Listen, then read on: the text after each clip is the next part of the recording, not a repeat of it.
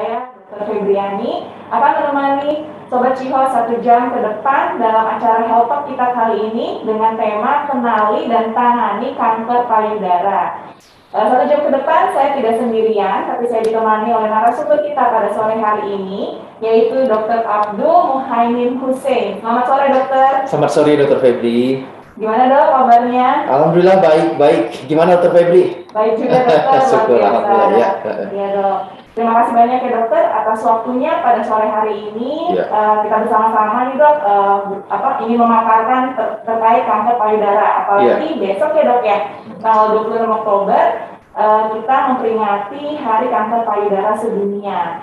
Jadi dalam rangka meningkatkan kesadaran nih, khususnya kaum wanita ya, dok, terhadap kanker payudara. Ternyata kanker payudara ini penyebab kematian tertinggi juga ya, dok? Iya, benar. Di Indonesia pada wanita masih tertinggi. Tertinggi ya. Dibandingkan dengan kanker serviks tuh? Masih nomor 1 kanker payudara sekarang. Kanker payudara ya, dok, ya. Jadi untuk Sobat Cihos, ini kayak penting banget nih, terutama untuk kaum wanita ya. Kita mempelajari apa aja sih, kenali seperti apa sih itu kanker payudara dan bagaimana cara menanganinya. Ya. Baik, tanpa berlama-lama, saya akan mempersilahkan Dr. Muhaimin untuk memaparkan bahan-bahannya. Untuk sobat-sobat Cihos yang mungkin nanti ada pertanyaan, boleh menuliskan pertanyaan di kolom chat gitu, ya. Nanti di akhir pemaparan saya akan coba membacakan pertanyaan-pertanyaan dari sobat Cihos dan akan dijawab langsung oleh Dr. Muhaimin. Terima kasih. Dok, kita ambil. Oke.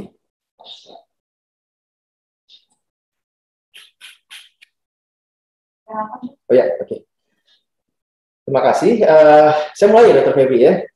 Oke, terima kasih Dr. Febri. Ya, selamat sore. Assalamualaikum warahmatullahi wabarakatuh. Salam sejahtera buat semua sahabat Cihos yang pada sore hari ini ikut bergabung di sini untuk sama-sama kita mendengarkan informasi dan sekaligus nanti berdiskusi tentang bagaimana cara kita mampu mengenali kanker payudara dan serta bagaimana pula bagaimana cara penanganannya kanker payudara. Jadi apa yang bisa kita lakukan untuk mengenali kanker payudara dan apa yang bisa kita lakukan untuk menangani kanker payudara. Ya, slide. Nah, jadi yang pertama sekali barangkali saya perlu menyampaikan bahwa apa sih itu kanker? Ini sih berulang-ulang sering pasien menanyakan ke dokter tentang dok ini udah kanker atau belum ya? Atau dok ini kankernya ganas atau belum gitu ya? Jadi sebenarnya sih kalau yang sudah terdiagnosis sebagai kanker maka itu sudah dikatakan sebagai ganas ya. Jadi tidak ada lagi pertanyaan tentang apakah ini ganas atau tidak kalau sudah disebut sebagai kanker. Pertanyaan tentang ganas atau tidak itu sendiri baru muncul apabila suatu penyakit atau benjolan tersebut masih dikategorikan sebagai suatu tumor yang belum diketahui apakah itu jinak atau ganas. Jadi tumor itu sendiri terbagi dua, tumor jinak dan tumor ganas. Dan apabila dia sudah dipastikan sebagai tumor yang ganas, maka nama lainnya adalah kanker. Jadi kanker adalah nama lain dari tumor ganas. Nah, jadi kanker ini adalah sekelompok penyakit. Ya, jadi kan seperti yang kita sama-sama ketahui, kanker ada macam-macam ya. Makanya dikatakan sebagai kanker adalah sekelompok penyakit. Ada kanker kulit, kanker tulang, kanker otot, kanker payudara, kanker serti dan sebagainya. Maka dikatakan adalah sekelompok penyakit yang ditandai oleh pertumbuhan yang tidak terkendali dan penyebaran sel-sel abnormal yang apabila tidak tertangani dapat menyebabkan kematian. Jadi ini adalah penyakit yang disebabkan oleh pertumbuhan sel-sel yang tidak normal yang dapat menyebar ke tempat lain dan pada akhirnya apabila tidak ditangani akan menyebabkan kematian. Ya, jadi sel abnormal tumbuh tidak terkendali menyebar ke tempat lain. Barangkali itu poin-poinnya apa itu kanker. Next. Nah, penyebab kanker sendiri itu ada faktor eksternal, ada faktor internal ya. Faktor eksternal itu maksudnya faktor yang berasal dari luar, sementara faktor internal adalah faktor-faktor yang memang sudah ada di dalam badan kita sendiri. pada intinya adalah semua faktor ini, baik itu eksternal maupun internal, itu akan menyebabkan sel itu berubah sifat dalam hal pembelahannya dan pertumbuhannya. Sehingga sel yang pada keadaan normal itu akan membelah diri dengan kecepatan yang normal, tidak terlalu berlebihan. Nah, pada kanker, ini kecepatan pembelahan sel menjadi bertambah berkali lipat, ya, sehingga dia tumbuh dengan cepat menimbulkan benjolan. Kemudian di samping itu, dia juga mempunyai kemampuan untuk hidup tidak hanya di tempat asalnya. Misalnya saya sampaikan di sini, misalnya sel kulit. Sel kulit itu hidupnya di kulit. Dia tidak mempunyai kemampuan untuk hidup di tempat lain. Namun apabila sel kulit sudah berubah sifatnya menjadi kanker, maka dia akan memiliki kemampuan yang pertama, dia akan mampu untuk membelah diri atau memperbanyak diri atau replikasi, yaitu dengan kecepatan yang lebih cepat. Sehingga kita lihatlah pada kanker kulit, yang pertama jelas dia ada benjolan, ya, karena pertumbuhannya cepat. Sementara kulit yang normal kan hanya rata saja, karena dia sesuai dengan kebutuhan. Kalau ada yang mati baru digantikan. Sementara kalau sel kanker ini sendiri, tanpa memperhatikan hal tersebut, dia terus saja membelah diri, tidak lagi sesuai dengan kebutuhan badan.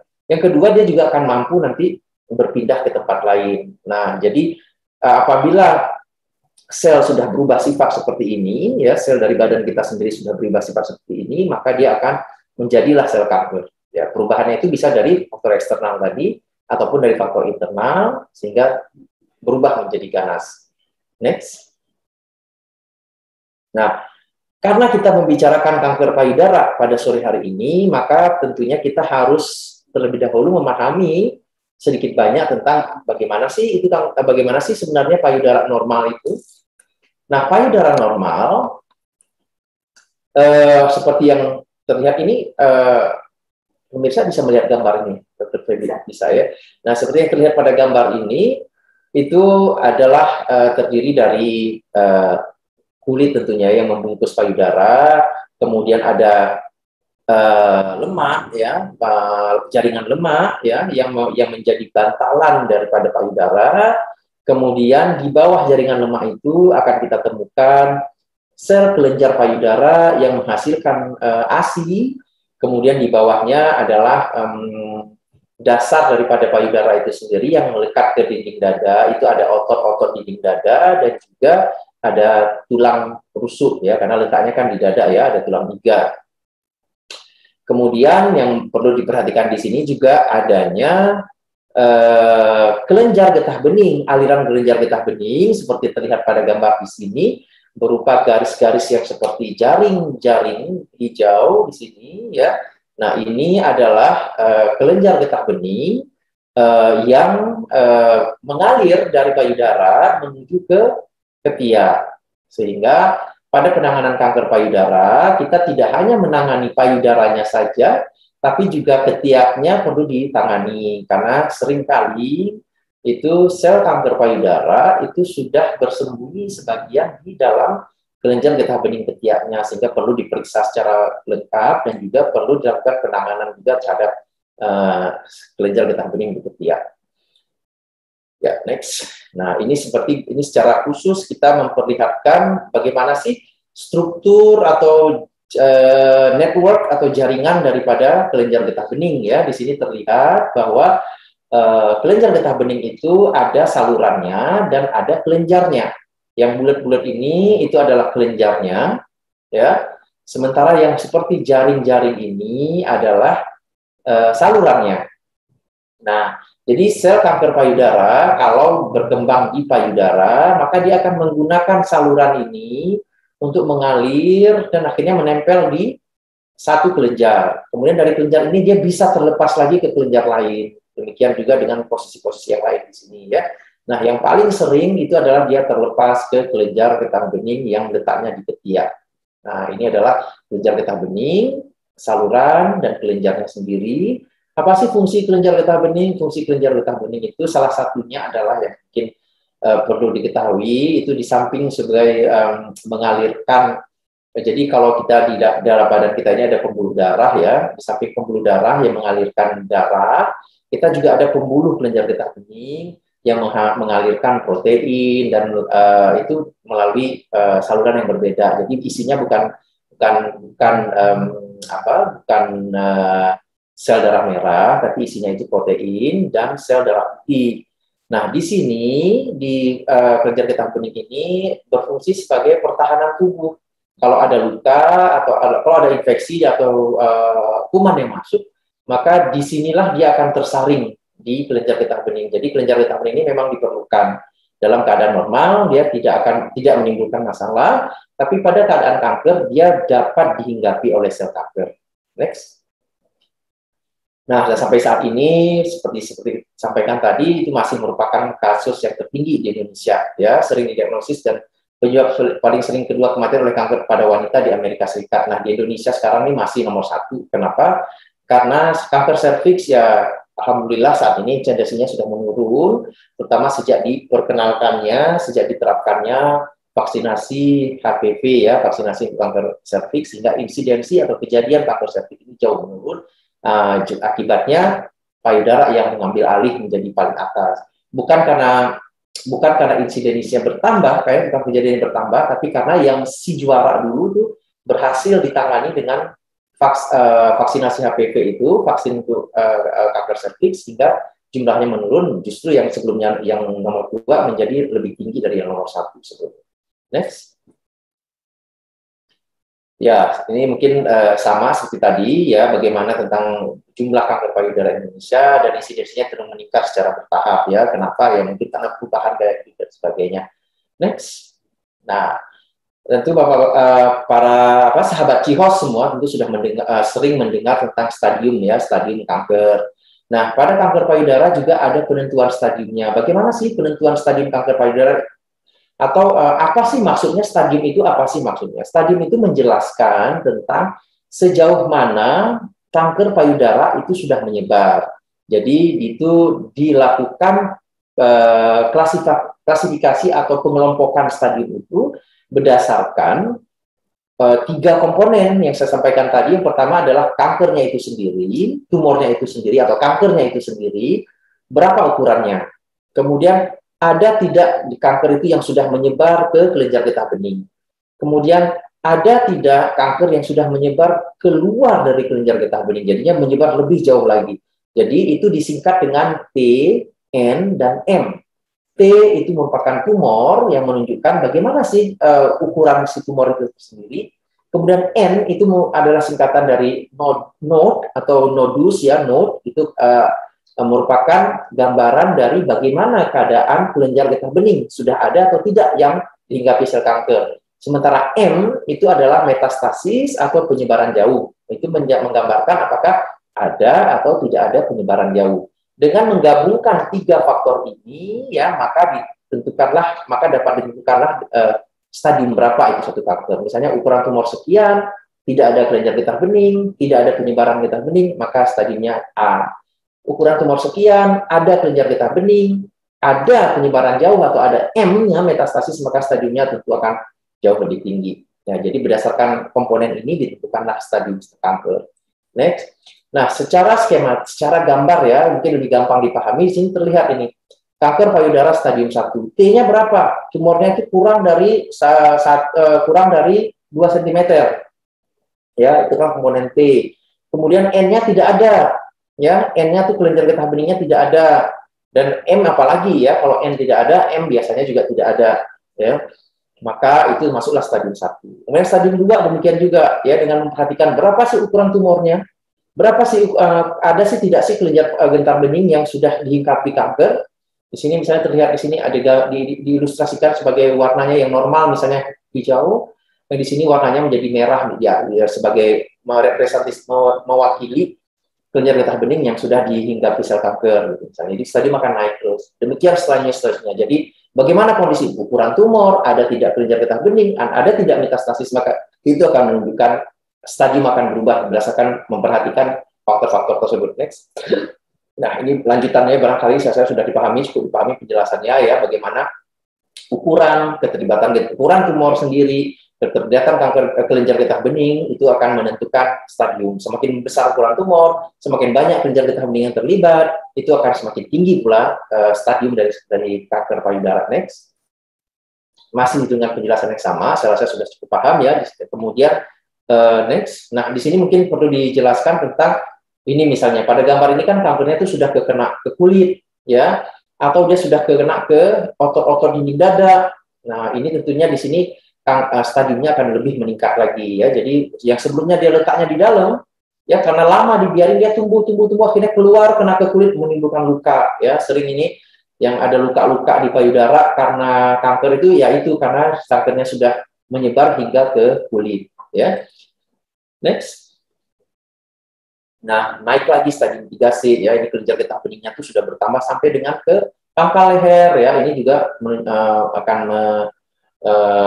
meningkatkan atau menaikkan dari stadium kanker itu sendiri. Next. Nah, kalau stadium 4 itu adalah kanker-kanker yang sudah menyebar ke luar daripada payudara dan kelenjar getah bening. Jadi dia sudah ada penyebaran yang jauh atau metastasis jauh. Dalam hal ini tadi dalam sistem klasifikasi stadium yang T, N, dan M tadi, maka M-nya itu sudah diberi kode 1. Jadi M sudah ada penyebaran. Bukan satu itu bukan arti hanya satu penyebaran, tapi satu itu menunjukkan plus sudah ada. Ya, jadi 1 berarti sudah ada penyebaran ke tempat di luar dari kanker induknya di payudara, di luar dari kelenjar getah bening, dan penyebaran itu bisa berlokasi paling sering adalah di paru-paru, di tulang, dan di hati. Ya, di sini ada paru-paru, tulang, ya, hati, ataupun bahkan ada juga yang di otak. Ya, kalau posisinya di tulang itu bisa menyebar di tulang mana saja, tulang belakang, tulang paha, tulang bahu, ya. Yang jelas dia bisa di tulang. Ya, next. Nah, kalau di Indonesia sendiri, bagaimana sih situasinya? Ya, situasi kita memang belum begitu menggembirakan, ya, Mas. Dalam artian bahwa sebagian besar pasien-pasien kanker payudara itu datang ke dokter atau datang mencari pengobatan itu berada pada stadium yang sudah stadium 3 ya. Sehingga semakin tinggi stadium maka tentunya pengobatan akan semakin kompleks. Bukan tidak bisa diobati, tetap bisa kita obati, namun pengobatannya akan menjadi lebih kompleks atau menjadi lebih rumit, atau dengan kata lain akan memerlukan pengobatan yang lebih dari sekedar operasi. Nah, seperti Bapak-Bapak Ibu tahu kan kita ada pada pasien kanker ada pengobatan dengan kemoterapi, radiasi dan sebagainya. Nah, pada semakin tinggi stadium maka semakin banyak cara pengobatan yang harus dilibatkan.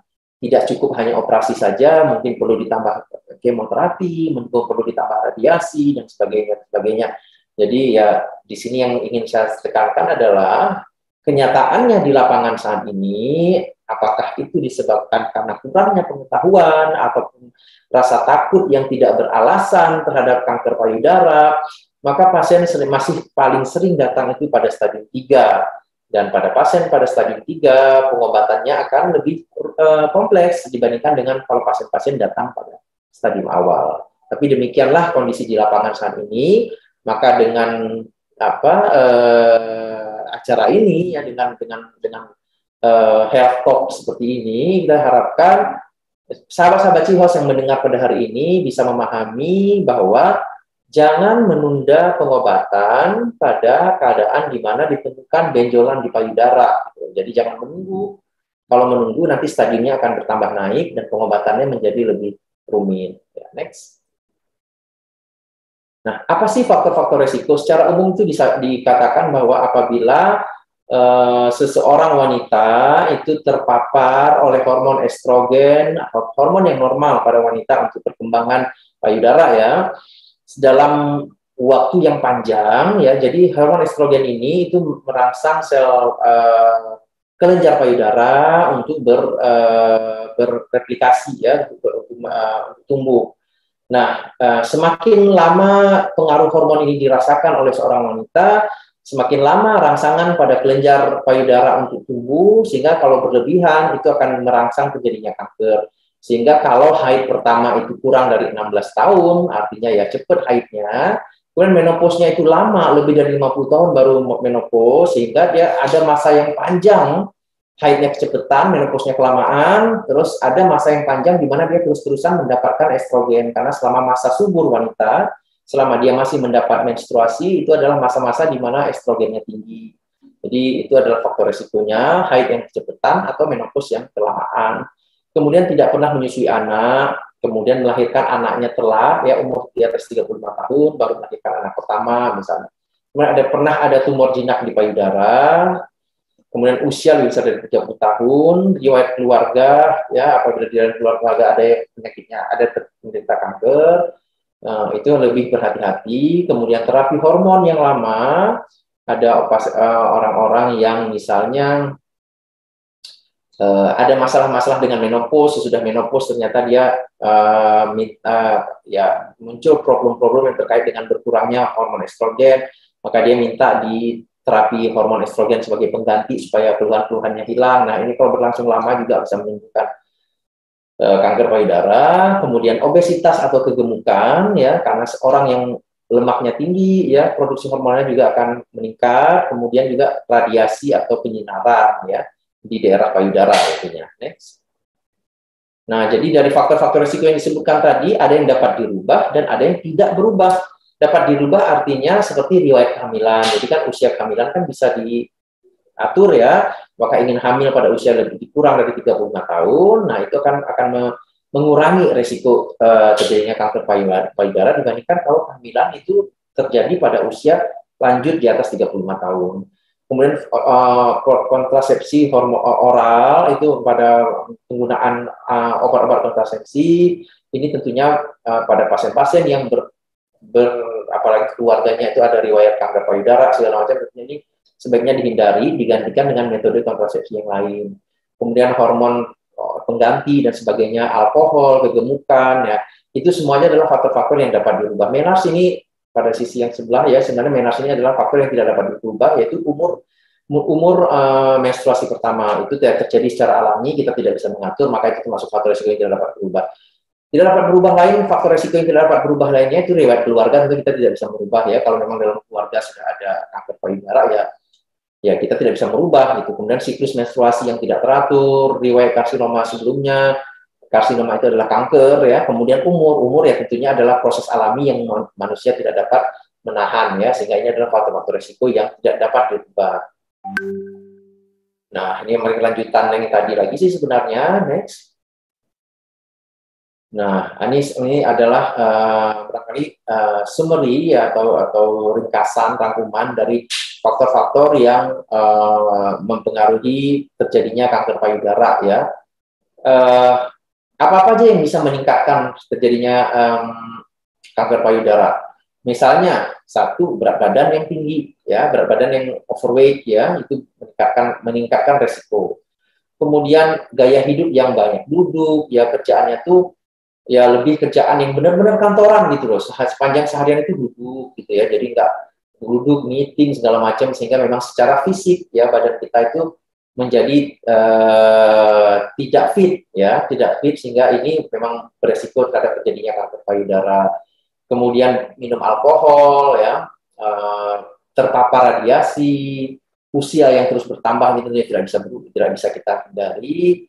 Riwayat keluarga, kemudian ada kelainan genetik yang diturunkan, kemudian pemakaian hormon terapi sesudah menopause seperti disampaikan tadi. Jadi semuanya ini adalah faktor-faktor yang dapat meningkatkan risiko kanker payudara. Tapi di samping itu tentu ada juga faktor-faktor yang apabila kita lakukan atau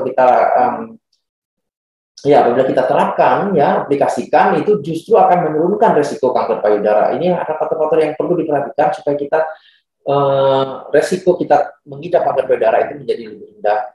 Yang pertama adalah berat badan yang kita pertahankan sedapat mungkin dalam range atau kisaran berat badan yang normal, ya. Jadi tidak perlu juga terlalu kurus, ya. Jadi kadang-kadang nih juga orang dietnya juga sampai berlebihan sehingga terlalu kurus juga itu tidak baik. Jadi kita pertahankan dalam range yang normal saja, ya, tidak terlalu gemuk dan juga jangan terlalu kurus. Kemudian melakukan olahraga secara teratur, ya, itu juga akan menurunkan risiko kanker payudara. 3 sampai 4 jam selama 1 minggu. Jadi ditotalkan aja, jangan 1 hari 3 jam 4 jam, tapi dalam 1 minggu dibagi rata aja, dilakukan 3 sampai 4 kali, sehingga apabila ditotalkan dalam 1 minggu itu ada kita minimal sudah berolahraga 3 jam ataupun 4 jam. Kemudian kehamilan sendiri juga merupakan faktor proteksi atau yang akan melindungi seorang wanita dari kanker payudara. Jadi pernah hamil, punya anak dan menyusui itu akan memberikan perlindungan yang lebih pada payudara terhadap kemungkinan berkembangnya sel kanker pada kelenjar payudara. Kemudian umur kehamilan pertama sebelum 25, jadi itu lebih bagus dibandingkan dengan kehamilan yang terjadi pada usia yang lebih lanjut.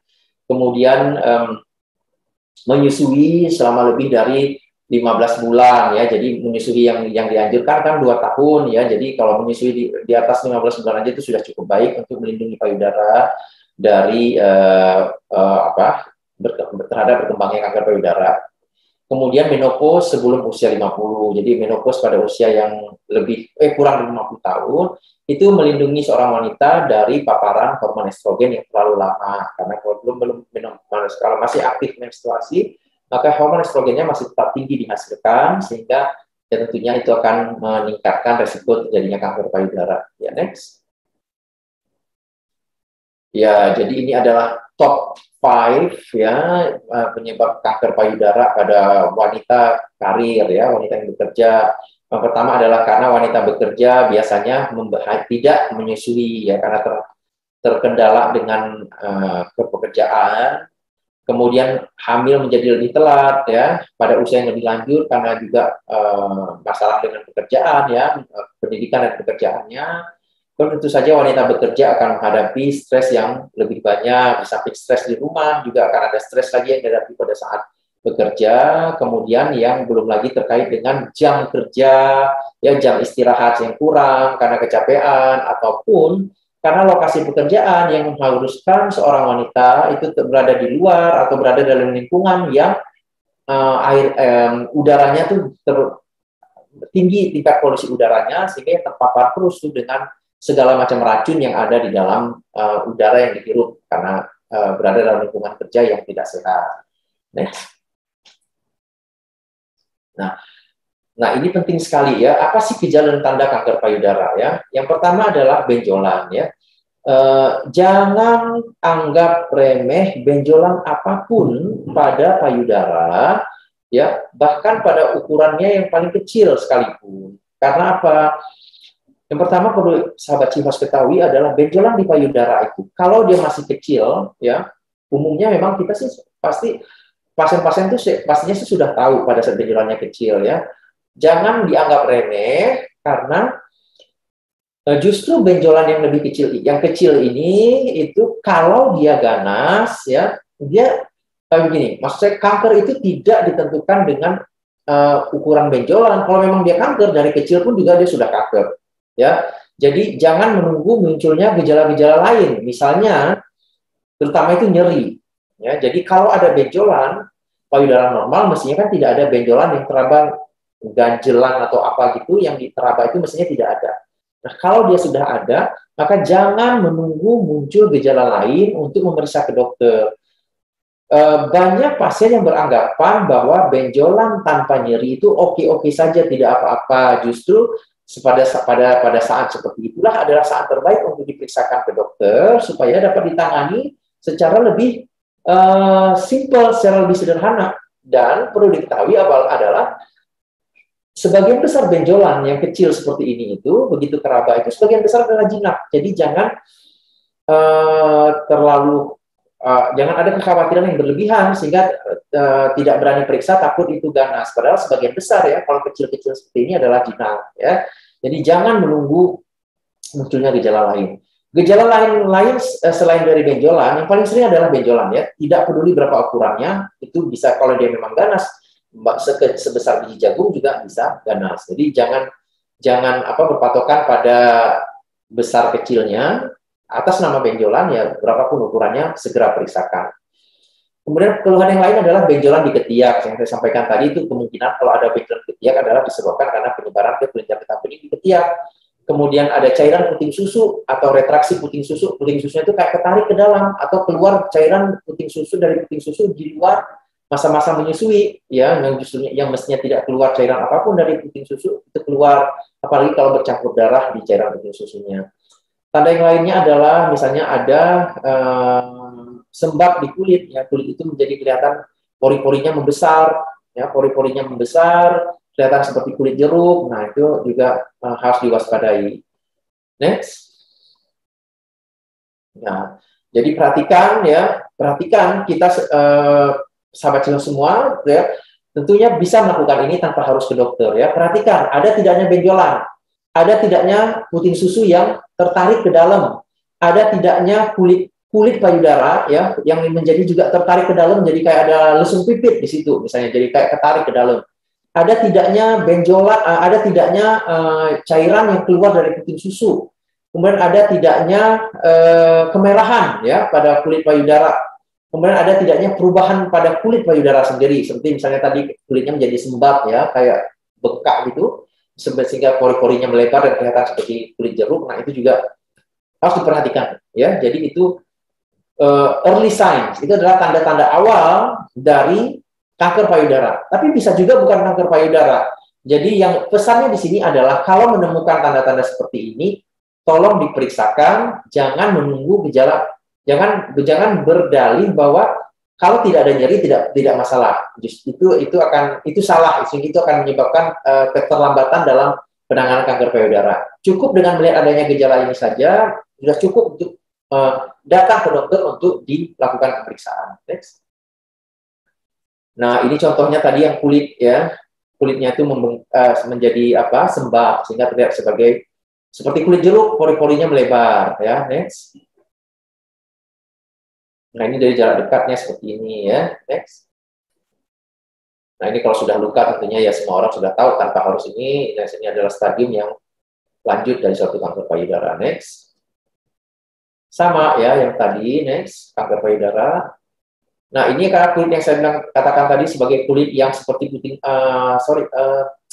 lesung pipit, ya, tertarik ke dalam, ya. Kalau dari ini terlihat ada kayak masuk sedikit. Nah, ini juga harus diwaspadai. Next. Nah, ini kalau ada tetesan cairan dari puting susu, ya, yang berwarna, apalagi kalau bercampur kemerahan berwarna hitam, ya, itu harus tidak semuanya kanker payudara, jadi jangan takut, tapi harus diperiksakan. Jadi jangan dianggap remeh gitu loh. Next. Nah, ini adalah bentuk lain dari kanker payudara yang disebut dengan penyakit Paget, ya, atau Paget disease, di mana kelainannya itu pertama sekali muncul seperti eksim di kulit payudara, ya. Jadi eksimnya itu khasnya adalah dia tidak sembuh-sembuh dengan segala macam pengobatan, ya. Diobatin ini, diobatin itu, dia nggak sembuh-sembuh, tetap aja bertahan. Ini juga bisa seperti ini kanker payudara, bisa jadi dia hanya bentuknya seperti eksim di kulit, ya. Next. Nah, jadi pesannya di sini adalah pengenalan dini, ya. Kita mampu mengenali kanker payudara secara awal, ya, itu adalah perlindungan yang terbaik pada kanker payudara. Kenapa? Karena semakin awal ditangani, semakin sederhana pengobatannya, semakin besar kemungkinan dari sang pasien untuk mendapatkan kesembuhan yang sempurna, ya. Jadi pengobatannya juga lebih ringan, kesembuhannya lebih tinggi, ya. Jadi segala efek samping dari pengobatan itu bisa dihindari karena pasien juga ya tentunya inginnya kan pengobatannya itu tanpa harus menjalani kemoterapi ataupun radiasi. Nah, ini bisa dicapai kalau kanker payudaranya itu ditangani atau dikenali secara awal pada stadium-stadium yang dini. Ya, next. Nah, tentu saja di lapangan kita menghadapi hambatan dalam pelaksanaan dalam mencapai deteksi dini ini pada kanker payudara. Kenapa? Karena tentu di luar sana banyak iming-iming janji dari berbagai macam klinik pengobatan yang menawarkan pengobatan alternatif, ya, yang sebenarnya itu tidak. Justru sering saya mendapati pada kasus-kasus di praktek itu adalah menimbulkan keterlambatan penanganan karena pasien lebih percaya ke sana, bukan hanya percaya saja, faktornya mungkin ya pasien takut gitu dengan operasi, dengan ini segala macam, sehingga justru dia akhirnya berobatnya menjadi lebih lambat lagi, datang ke dokter untuk mendapatkan pengobatan justru pada kasus pada stadiumnya yang sudah meningkat karena tertunda karena melakukan pengobatan-pengobatan yang tidak tepat. Pendidikan masyarakat juga, makanya kita lakukan edukasi seperti ini supaya masyarakat tahu. Kemudian tenaga medisnya juga sendiri juga perlu ditingkatkan pengetahuannya. Peralatan untuk melakukan pemeriksaan deteksi dini juga menjadi faktor, sosial ekonomi, hambatan biaya segala macam ya. Sekarang justru ada BPJS mestinya tidak menjadi masalah. Kemudian keadaan geografis ya, tentunya pasien-pasien atau keluarga-keluarga yang tinggal jauh dari pusat pengobatan tentu akan terkendala dengan apa istilahnya itu akses ke tempat pengobatan atau tempat pemeriksaan. Itu menjadi hambatan kita memang. Next. Nah, apa sih keuntungannya deteksi dini? Yang pertama, kemungkinan ya tidak perlu kemoterapi dan radiasi ya, karena datang berobat awal. Kemungkinan tidak perlu dilakukan diseksi kelenjar getah bening, tidak perlu dibuang kelenjar getah bening di ketiaknya. Kenapa? Karena dia belum dihinggapi oleh sel kanker, datang pada stadium ini. Kemudian dapat dilakukan BCT atau breast conserving terapi ya, sehingga fungsi dan estetik masa benar. BCT itu adalah hanya mengangkat benjolan saja, ya, hanya mengangkat benjolan saja, tidak perlu dibuang payudaranya. Nah, tapi syaratnya harus datang pada stadium awal. Kemudian bila tidak memenuhi syarat BCT, misalnya karena tumornya berada pada beberapa lokasi atau berada di tengah dekat dengan puting susu, masih bisa dilakukan skin sparing mastectomy, artinya masih banyak jaringan payudara, jaringan kulit yang bisa kita pertahankan, sehingga hasilnya itu tidak seluruh payudara itu harus diangkat, jadi kita masih bisa membentuk payudara dengan bentuk yang kurang lebih mendekati normal, dan tentu saja dari segi pembiayaan akan lebih murah pada kanker payudara yang diobati pada stadium yang masih awal. Next.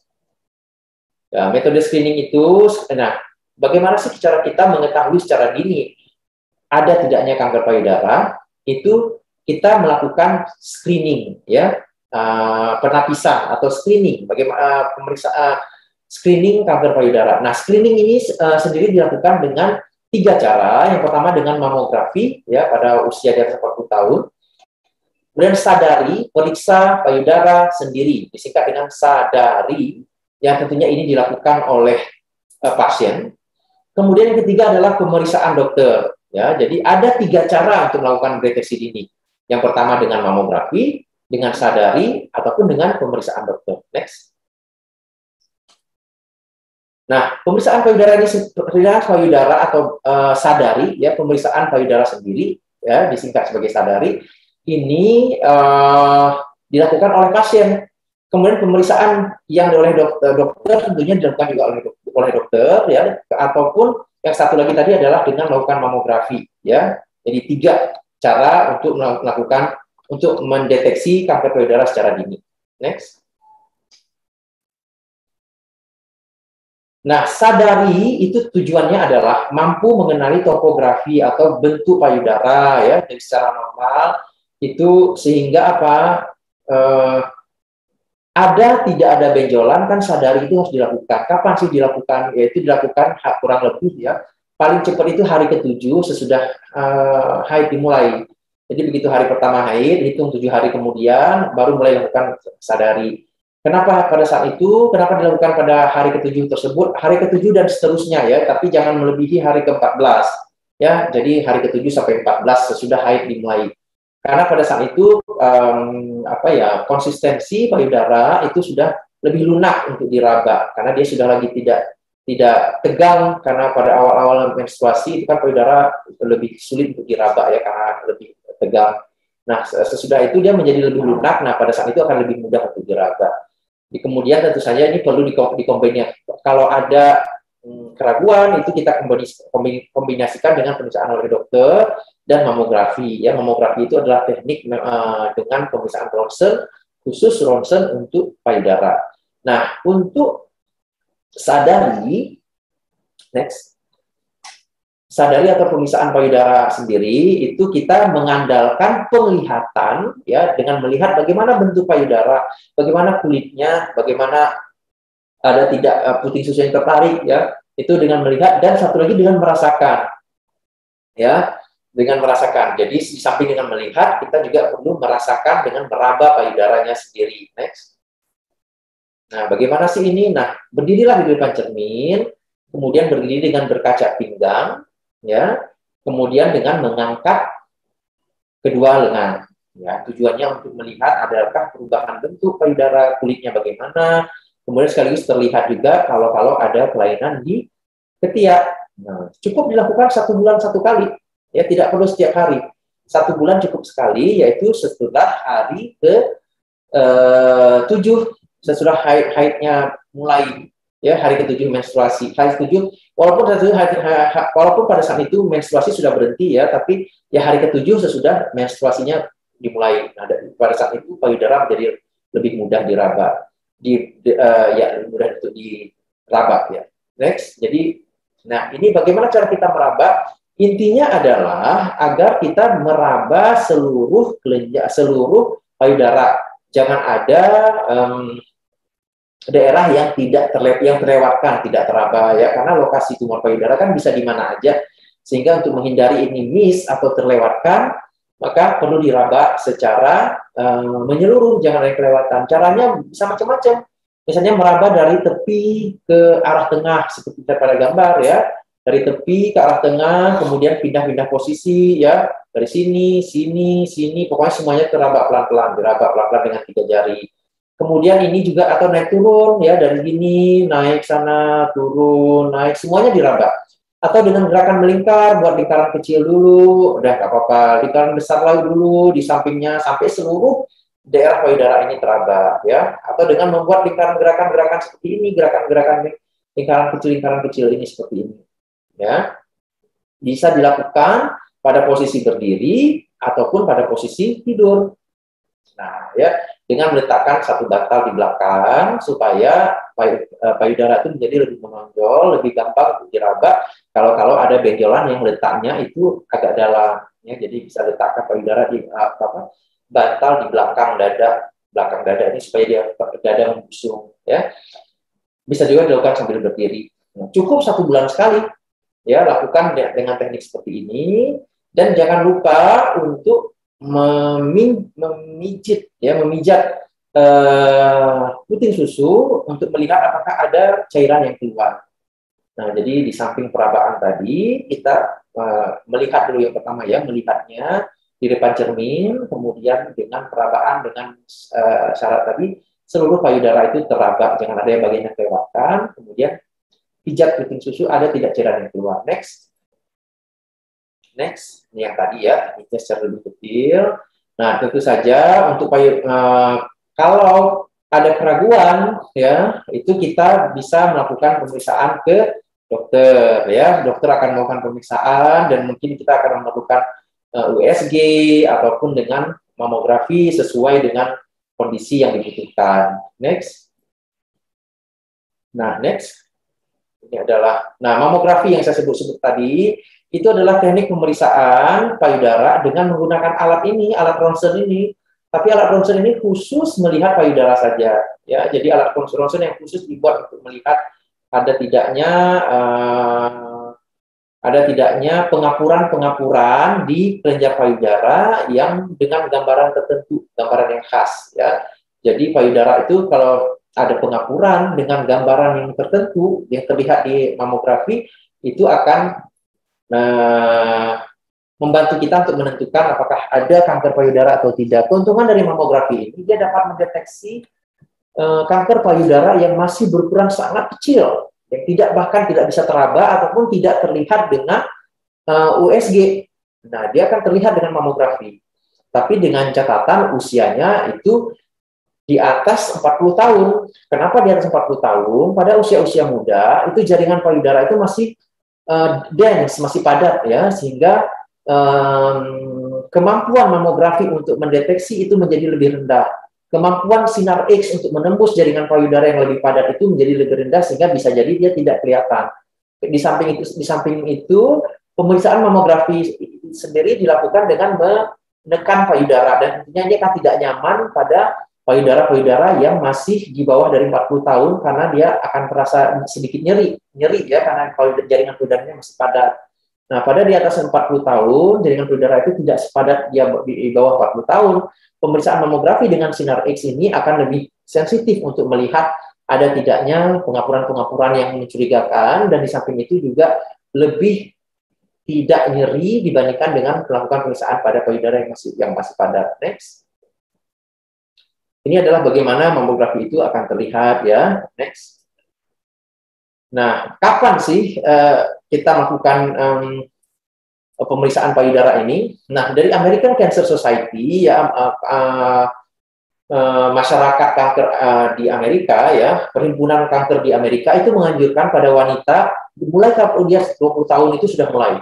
Apa yang dilakukan pada usia di atas 20 tahun? Sadari aja dulu, periksa payudara sendiri kapan? Setiap bulan, dengan waktu seperti disampaikan tadi. Kalau umur sudah 20 sampai 40 tahun, ya dari umur 20 sampai 40 tahun, setiap 3 tahun periksa ke dokter. Ada tidak ada keluhan ke dokter. Cukup 3 tahun sekali. Ya, untuk diperiksa apakah kalau ada masalah di payudara. Tapi kalau umur di atas 40 tahun, setiap tahun periksa aja ke dokter. Ya, apakah dokter nanti akan memerlukan USG, akan memerlukan mamografi dan sebagainya, itu dilakukan pemeriksaan 1 tahun sekali. Ya, jadi tidak perlu sering-sering ya. Kalau umur di atas 40 tahun, 1 tahun cukup sekali ke dokter. Di samping melakukan periksa payudara sendiri setiap bulannya. Kemudian kita juga pada usia 35 sampai 40 tahun itu juga bisa kita lakukan mamografi 1 kali ya, untuk membandingkan nanti kalau pasien kita mamografi ulang, kita tuh ada pembanding, kalau ada perubahan kita cepat bisa ketahui ya. Kemudian ya umur dari 50 tahun, lebih dari 50 tahun mamografi setiap tahun mamografi ya. Tapi pada orang-orang dengan di keluarganya itu ada kanker payudara, ada riwayat kanker payudara dalam keluarga, maka mamografinya itu bisa dilakukan lebih dini. Ya, tidak menunggu 40 tahun, di atas 35 dan kita langsung mulai. Next. Ya, next. Nah, ini adalah USG ya, di samping mamografi kita sampaikan tadi juga bisa dilakukan dengan USG, tapi sensitivitasnya untuk ukuran-ukuran tumor yang masih kecil itu lebih rendah dibandingkan dengan mamografi. Next. Nah, ini gambaran USG bagaimana terlihat. Next. Nah, kemudian yang tidak kalah pentingnya di sini disampaikan adalah biopsi. Apa sih itu biopsi? Biopsi itu adalah mengambil contoh jaringan, kecil jaringan, untuk ketahui jenisnya itu apa. Ya, jadi kita bisa melakukan dengan jarum ya, tentunya jarum khusus untuk biopsi. Ya, jadi ini untuk gejala-gejala yang masih kecil kita diberikan dengan jarum sehingga kita tahu ini jenisnya apakah jinak atau ganas ya. Kemudian kita bisa menentukan pengobatan selanjutnya tergantung dari hasil biopsi ini. Next. Nah, pengobatan kanker payudara ini tergantung dari stadiumnya, beda-beda. Secara umum saya sampaikan bahwa semakin dini stadiumnya, maka semakin sederhana pengobatannya. Next. Bagaimana cara pengobatannya? Yang pertama sekali pembedahan. Ya. Pembedahan itu masih menjadi pilihan utama yang tidak bisa dihindari, tidak bisa dihilangkan. Ya, tidak ada pengobatan payudara itu hanya menggunakan obat-obatan saja tanpa pembedahan. Tetap pembedahan dulu. Selanjutnya itu apakah perlu pengobatan lainnya, itu tergantung. Kalau stadium awal bisa jadi hanya benjolannya doang diambil. Sesudah itu selesai, tidak perlu pengobatan lain. Ya, ataupun mungkin dengan pengobatan pemberian hormon misalnya. Ataupun radiasi, ataupun kemoterapi. Nah, ini semuanya tergantung pada stadium tumor ya. Semakin dia awal, semakin sederhana pengobatannya. Mungkin hanya terdiri dari pembedahan saja. Ya, jadi secara ringkas, pengobatan payudara itu selalu diawali dengan pembedahan dulu. Selesai pembedahan, yang lain-lainnya itu bisa ada, bisa enggak, tergantung kondisinya. Ya, bisa ada radiasi, bisa ada kemoterapi, bisa ada terapi hormonal, atau biasa dengan obat-obat lain, terapi target. Ya, tapi pembedahan tetap menjadi pengobatan utama dan pertama daripada kanker payudara. Next. Nah, ini sebagai contoh tadi breast conserving treatment ya, yang atau BCT itu ya seperti ini ya. Jadi payudaranya itu tidak berubah karena yang diangkat hanya benjolan saja. Syaratnya adalah yaitu benjolannya masih berukuran kecil, dia tidak terletak di tengah, tidak terletak dekat dengan puting susu, dan jumlahnya itu hanya 1, tidak banyak. Nah, itu bisa dilakukan breast conserving treatment ya. Jadi kalau ingin payudara yang dipertahankan, maka datanglah pada saat stadium awal, pada saat benjolan masih kecil. Next. Kalau ini sendiri adalah pengobatan yang dilakukan pada stadium yang lebih lanjut sehingga payudaranya harus diangkat, ya, seluruhnya harus diangkat. Next. Nah, ini adalah dengan menambahkan kulit perut itu dipindahkan ke payudara, ya, untuk menggantikan kelenjar payudara yang sudah hilang. Di sini ya tidak sepenuhnya sama seperti payudara normal, tapi mendekati bentuk payudara normal karena ada kulit perut yang dipindahkan ke payudara. Next. Nah, ini radiasi ya, di mana dilakukan radiasi terhadap payudara dengan menggunakan alat seperti ini ya. Next. Nah, ini adalah bentuk-bentuk pengobatan payudara terhadap kanker payudara lainnya yang tentunya diberikan sesuai dengan kebutuhan pasien. Next. Nah, jadi sebagai mungkin penutup ya, yang pertama adalah sangat penting ya bagi sahabat semua, terutama para wanita, untuk mampu mengenali kanker payudara secara dini. Bagaimana caranya? Adalah dengan melakukan sadari atau periksa payudara sendiri yang dilakukan setiap bulan, paling cepat pada hari ke-7 sesudah haid dimulai, ya, ataupun sesudah hari ke-8, hari ke-9, ke-10, 11 itu masih bisa. Yang jelas paling cepat itu hari ke-7 sudah haid mulai untuk memudahkan meraba, karena pada saat itu payudara tidak lagi tegang, lebih lunak ya. Kemudian tentunya ada beberapa faktor-faktor yang perlu kita lakukan, yang perlu kita jaga agar kita terhindar dari kanker payudara ataupun menurunkan resiko terkena kanker payudara yang sudah disampaikan tadi. Pada intinya adalah gaya hidup yang sehat ya. Gaya hidup yang sehat itu akan memperkecil kemungkinan kita terkena kanker payudara. Bagaimana kita mengatur makanan, bagaimana kita mengatur kegiatan aktivitas fisik, bagaimana kita mengurangi stres, bagaimana kita mencukupkan istirahat kita, menjaga berat badan yang ideal dan sebagainya. Next. Ya, ini ya, berat badan ideal, latihan aktivitas fisik yang teratur, cukup istirahat, tidak minum alkohol, kemudian menyusui bayi. Karena menyusui bayi akan melindungi payudara terhadap perkembangan kanker payudara. Saya rasa demikian dari saya dulu tentang bagaimana kita mampu mengenali kanker payudara, serta bagaimana penanganan yang bisa dilakukan untuk kanker payudara. Mudah-mudahan cukup memberikan informasi. Untuk selanjutnya saya kembalikan ke Dr. Febri. Silakan Dr. Febri. Terima kasih Dr. Muhaimin. Ya. Pemaparannya cukup banyak sekali dan kita Sobat Cios pasti udah banyak banget ini tambahan masukan materi ya Sobat Cios ya dari Dr. Muhaimin. Terima kasih banyak ya Dok. Sama-sama Dr. Febri. Ya. Dok.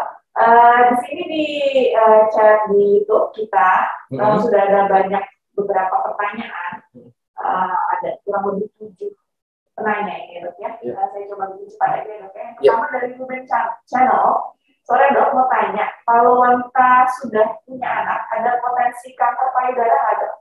Lalu dari Nita Oktaviani, kalau konsumsi suplemen herbal aman nggak untuk pasien penderita kanker? Lalu juga ini sama kayak si Hilwa Siva, yang Mbak Hilwa Siva juga menanyakan, ada temannya Maret kemarin, di ketiaknya ada benjolan, dan rasanya nyeri, diperiksa dokter, disuruh untuk operasi. Ternyata, tapi dia menjalankan akupuntur dan benjolannya kempes. Apa itu sembuh Dok? Jadi yang pertama, sudah punya anak apakah bisa kanker, lalu untuk penderita kanker konsumsi herbal dan akupuntur. Ya, terima kasih. Ya, pertanyaannya semuanya bagus ya. Terima kasih kepada para sahabat Cihos yang menyimak dengan sangat cermat ya, sehingga muncul pertanyaan-pertanyaan seperti ini.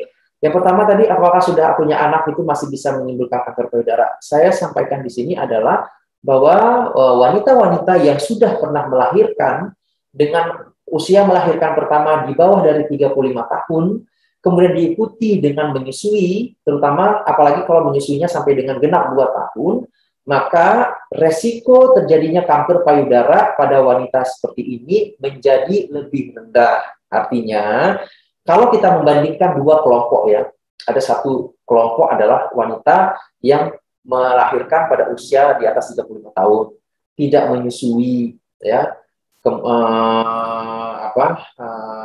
tidak menyusui, dibandingkan dengan kelompok wanita yang melahirkan di usia kurang dari 35 tahun, diikuti dengan menyusui, maka kalau dihitung-hitung, ya, pada kelompok yang melahirkan kurang dari 35 tahun dan dia akan menyusui, itu kejadian kanker payudaranya itu lebih rendah.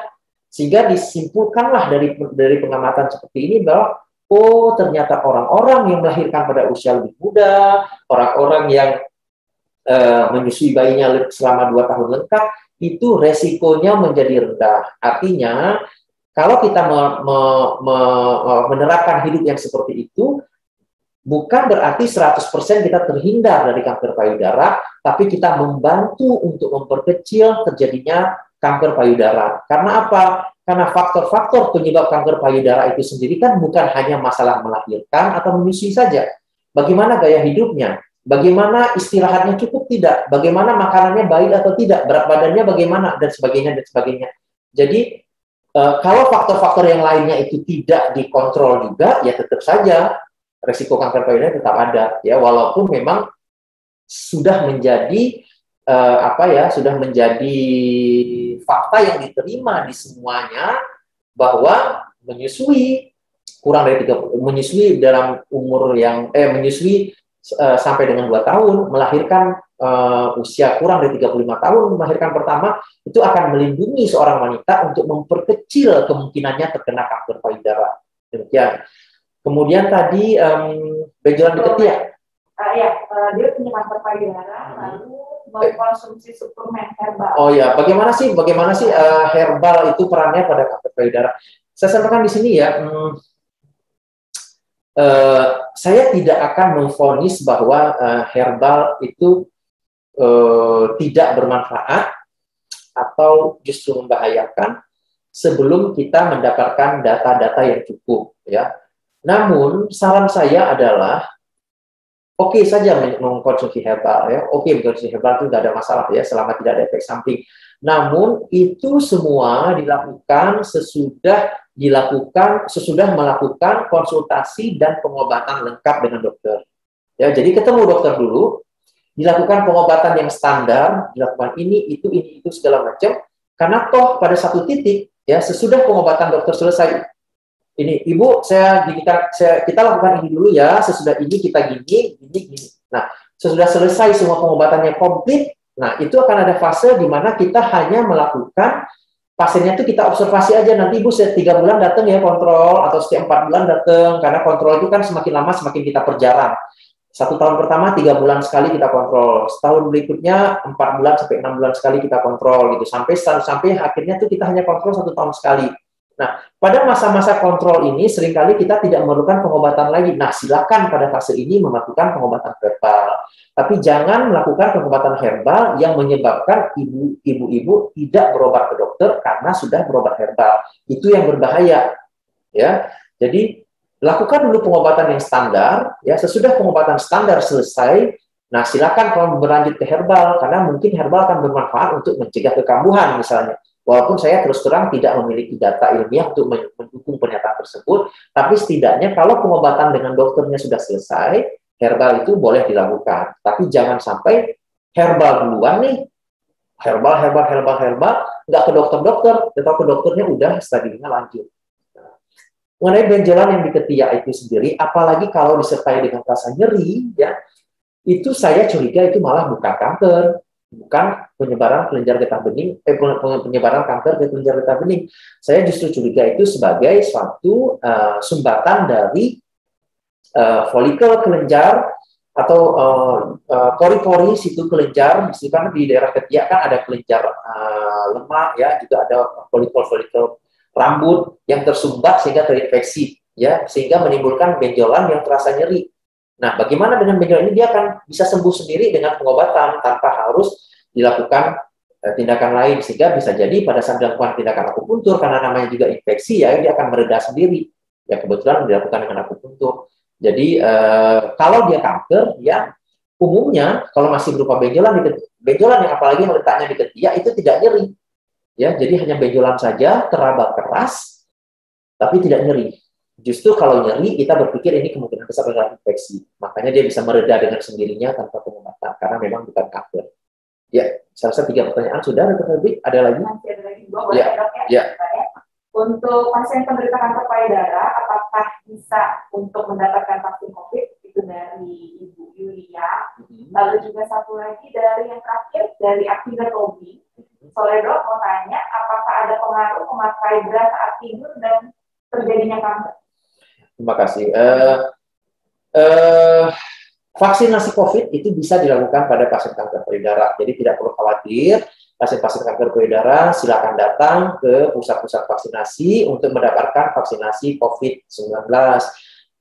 Tidak kita lakukan apabila pasien kanker payudaranya sedang menjalani kemoterapi. Nah, kalau sedang menjalani kemoterapi ataupun kondisi badannya itu memang tidak baik, itu memang tidak dilakukan. Tapi kalau tidak sedang fase kemoterapi, maka silakan saja ya kita bisa melakukan vaksinasi COVID tanpa ada halangan ya. Dan sekarang juga banyak kok kegiatan-kegiatan yang memberikan vaksinasi kepada pasien-pasien penderita kanker, bukan hanya kanker payudara tapi juga kanker-kanker lain. Kita sudah memberikan vaksinasi COVID-19 ya. Kalau ada keraguan ya, kadang-kadang ini panitia vaksinasi begitu tahu, dia kan suka nanya-nanya dulu kan sebelum memberikan vaksin, nanya, ibu ada sakit apa segala macam, terus saya kanker payudara segala macam. Nah, gara-gara kita sampaikan seperti ini, panitianya menolak untuk memberikan vaksin. Ya, mungkin secara mungkin bisa kita pahami ya, karena mereka juga tentunya tidak ingin terjadi hal-hal yang tidak diinginkan kepada pasien yang akan divaksin tersebut. Nah, pada keadaan seperti ini, silakan datang ke dokter bedah onkologi atau dokter bedah tumor yang terdekat dengan ibu-ibu sekalian, dan kita akan membuatkan surat rekomendasi, di mana dengan surat rekomendasi ini, ibu-ibu akan bisa menunjukkan ke panitia yang vaksinasinya, dan panitia vaksinasi melihat dari dokter tumor menyatakan tidak ada masalah, maka dia akan melakukan vaksinasi. Kalau memang ada penolakan dari yang melakukan vaksinasi, jadi bisa minta surat rekomendasi dari dokter bedah onkologi, ya, untuk supaya ya ada dasarnya bagi ibu-ibu untuk mendapatkan vaksinasi. Kemudian pemakaian berat itu sebenarnya sih tidak ada data yang kuat yang mendukung bahwa pemakaian berat pada saat tidur itu akan beresiko terhadap kanker payudara. Jadi itu merupakan satu lebih karakter mitos ya. Jadi tidak ada masalah. Ya, oke. Terima kasih banyak Dr. Muhaimin atas jawaban dari pertanyaan Sobat Cihos. Ya. Semoga Sobat Cihos puas ya atas jawaban dari Dr. Muhaimin yang lumayan lengkap ini ya. Dan untuk tadi Lia, kalau memang butuh surat rekomendasi, Dr. Muhaimin ada di Ciputra Hospital tiap hari Senin Rabu pukul 17.00 sampai selesai ya. Jadi kalau butuh surat rekomendasi, dan buat sobat-sobat Cihos mungkin yang masih ada pertanyaan di kolom chat, mohon maaf saya tidak bisa semua yang saya bacakan karena keterbatasan waktu kita. Mungkin kalau Anda ingin konsultasi bisa langsung saja ke Dr. Muhaimin di Ciputra Hospital Cikaraya Tangerang ya, tiap hari Senin dan Rabu. Saya rasa kita sudah tiba di penghujung acara. Terima kasih banyak untuk Sobat Cihos yang sudah setia dari awal sampai akhir mendengarkan Health Talk kita pada sore hari ini. Mohon maaf jika ada kesalahan selama acara berlangsung, dan sampai jumpa lagi di Health Talk kita selanjutnya. Terima kasih banyak juga untuk Dr. Muhaimin atas ketersediaan waktunya pada sore hari ini.